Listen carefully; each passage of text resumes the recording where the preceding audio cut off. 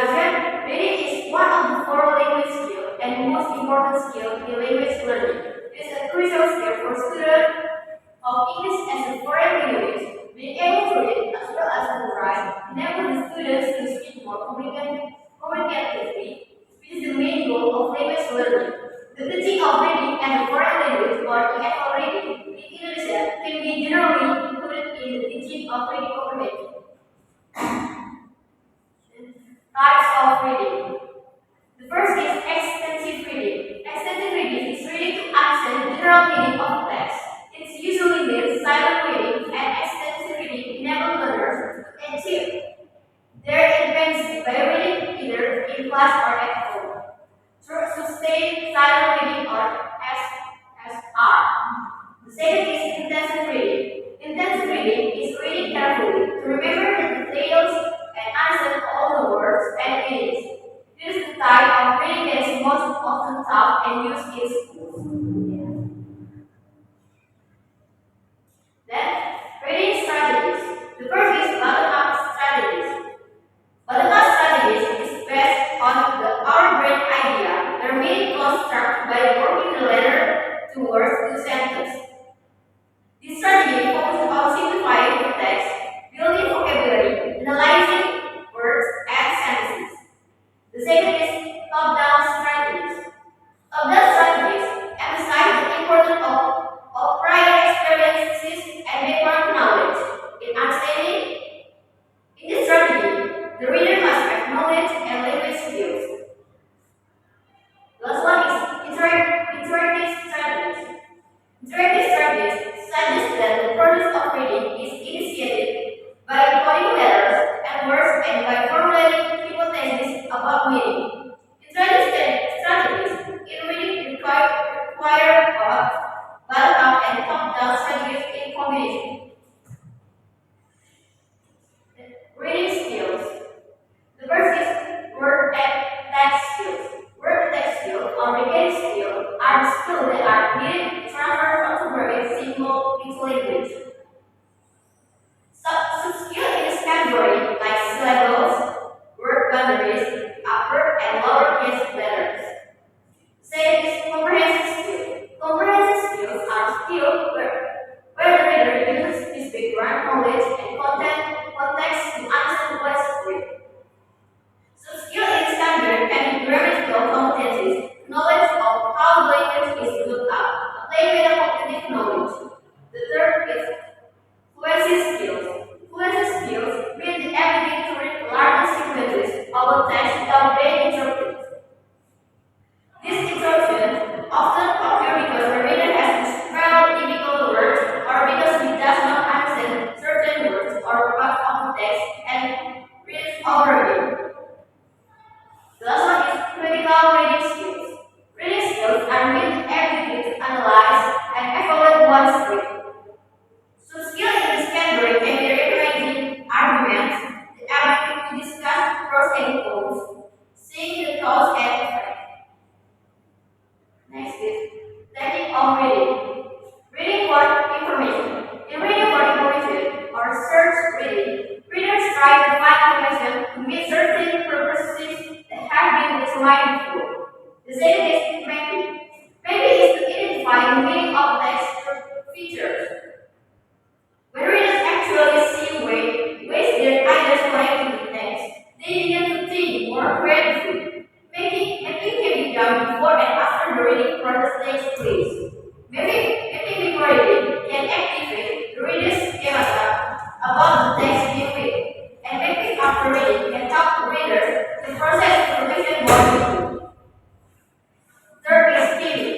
Skimming is reading quickly without going into great detail in order to get the main idea of the text. Skimming is very useful aid to help students find out information quickly. There are three types of skimming. This is review, overview, and review. The last one is scanning. Scanning is reading in search of specific information in the text. For example, a number in the telephone catalog or a historical data in the textbook. This strategy is often time-consuming and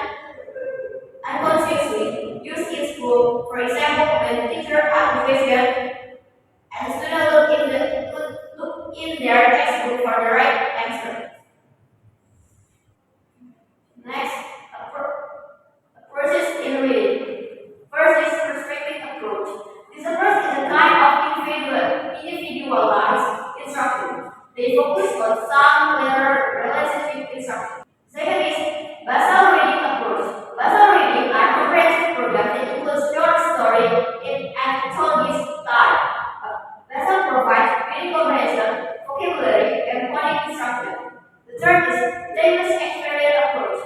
This approach teaches students to experience reading as a learning and social process. This approach is tied closely to an interactive or top-down theory of reading. The last one is literature-based approach. This approach is also called a whole language approach in which students engage in reading for enjoyment and for the purpose of getting information rather than to earn a good grade. Next is activities in teaching of reading. The first, reading activities.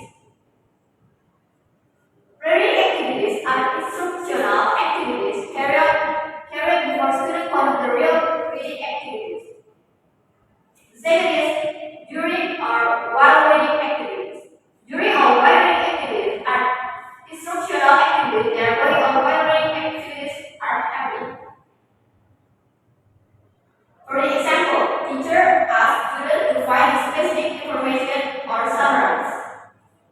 Last one is post-reading activities. Post-reading activities are the activities conducted by a reader after reading. The activities are used to recheck the reader's understanding of the text topic being read. Post-reading activities are instructional activities that student and teacher do after reading takes place. Next, the importance of teaching reading. First, the ability to read a wide range of text in English. The second is building a knowledge of language which will facilitate reading ability. The third, the ability to adapt the reading style according to reading purposes. The fourth, developing an awareness of the structure of writing text in English. The last one is taking a critical stance to the content of the text. The conclusion, teaching reading in EFL or English as a foreign language context is a multifaceted process that requires careful consideration of various strategies, techniques, and approaches to meet the diverse needs of learners.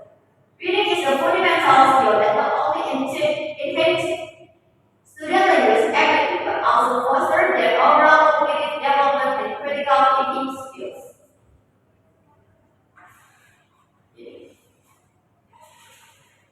This is all our presentation, and now I open question and answer for one.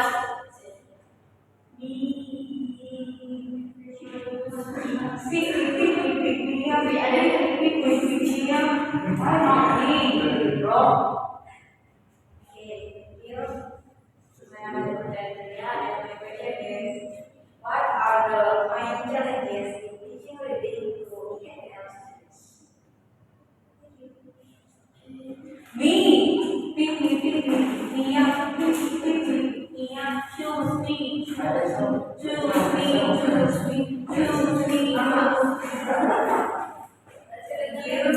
Thank you for the opportunity, and I want to ask, how can teachers effectively build EFL students' vocabulary for better reading? Thank you.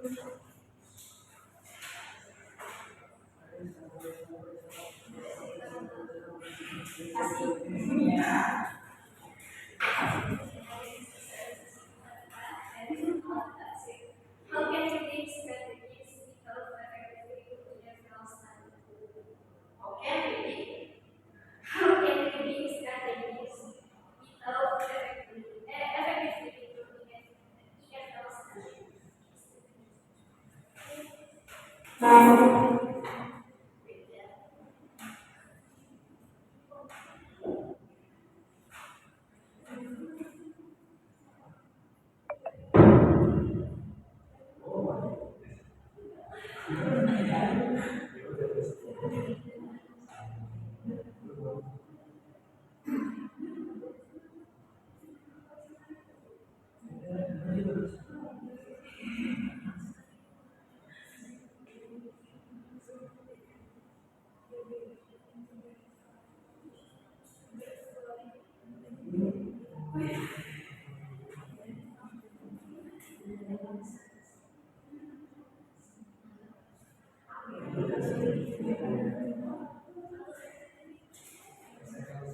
Okay, I will answer the question from Putri Adelia. The question is, what are the main challenges in teaching reading to EFL students? Teaching reading in an EFL context presents several challenges, including varying levels of language proficiency, limited exposure to the target language, and different cultural backgrounds. This factor can affect student comprehension and motivation. Additionally, EFL learners may struggle with unfamiliar vocabulary, complex grammatical structures, and different writing systems. Next is question from Norma. The question is, how can teachers effectively build EFL students' vocabulary for better reading? Teachers can enhance EFL students' vocabulary through explicit instruction, using vocabulary lists, flashcards, and contextual learning. Repetition and practical application in speaking and writing further solidify new vocabulary. The question from Sasi: how can reading strategies become effectively in EFL students? Reading strategy can become effectively EFL students through explicit instruction and learning. Teachers should introduce strategies and demonstrate how to use them during reading. Think aloud, where teachers verbalize their thought process while reading can help students understand how to apply strategies. Providing good practice with feedback and gradually allowing students to use strategies independently reinforce their effectiveness. You know? Now I open second session. Anyone want to ask? Adil. Okay, my name is Anjali Surabita. I want to ask you, how can teachers motivate the EFL students to read more? Okay. Next, Brian.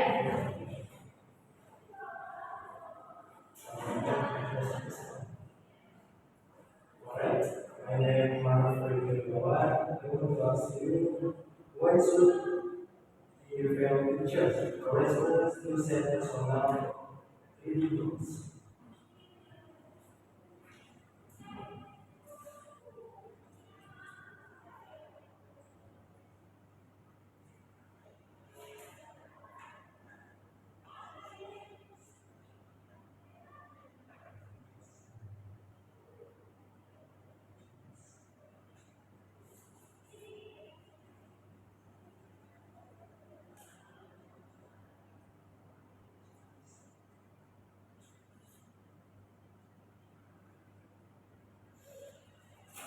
Okay, I will answer the question from Ananda.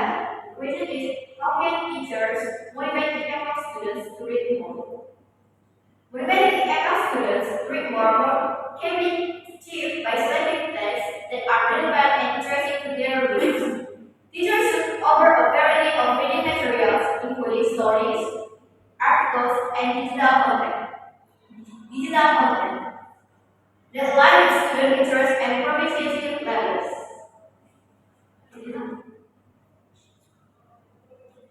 Next is question from Brian. Question is, why should EFL teachers encourage learners to set personal reading goals? Encouraging learners to set personal reading goals promotes self-directed learning, motivation, and a sense of achievement. Personal goals can help learners to make ownership of their learning, track their progress, and stay motivated to improve their reading skills.